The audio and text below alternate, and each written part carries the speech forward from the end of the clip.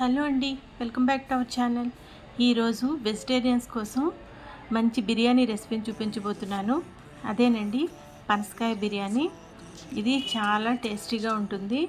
దీన్ని ఫంక్షన్స్లో ఎక్కువగా చేస్తుంటారు. దాన్ని మన ఇంట్లో ఎలా చేయాలో చూపిస్తాను. ఇవి పనసకాయ ముక్కలండి. బజార్లో ఇలా కట్ చేసి అమ్ముతారనమాట.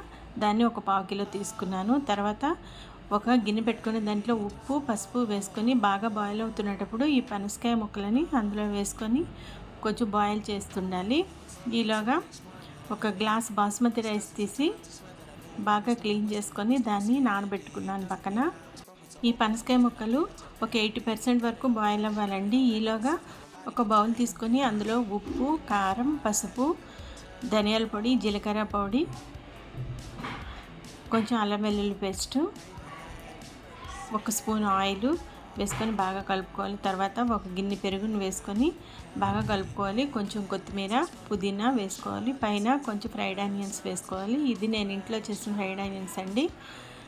తర్వాత మనం బాయిల్ చేసుకున్న ఈ పనసకాయ ముక్కలని వాటర్లోంచి తీసి ఇందులో కలపాలి. కలిపి పైన కొంచెం చిన్న నిమ్మకాయ చెక్కని వేసుకొని బాగా కలిపి పక్కన పెట్టుకోవాలి. ఈలోగా ఒక పెద్ద గిన్నెని పెట్టుకొని అందులో 1 లీటరు వాటర్ వేసుకోవాలి. వాటర్ వేసుకొని అందులో హోల్ గరం మసాలా వేసుకోవాలన్నమాట. కొంచెం సాల్ట్ కూడా వేసుకోవాలి. 1 స్పూన్ ఆయిల్ వేసుకోవాలి.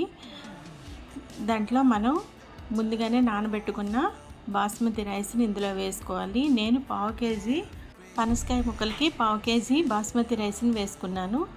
అది ఒక 80% కుక్ అయ్యాక దాన్ని తీసి పక్కన పెట్టుకుని వడకట్టుకోవాలన్నమాట.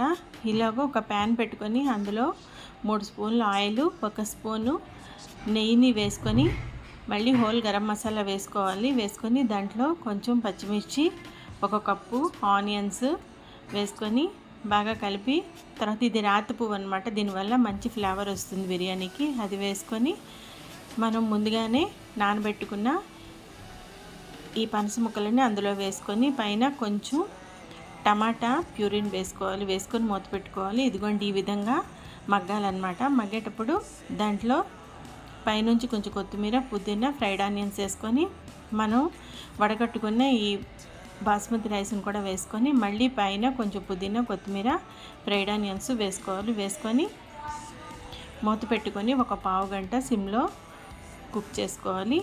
టేస్టీ పనసకాయ బిర్యానీ రెడీ. ఈ వీడియో మీకు నచ్చినట్టయితే లైక్ చేయండి, షేర్ చేయండి, సబ్స్క్రైబ్ చేయండి.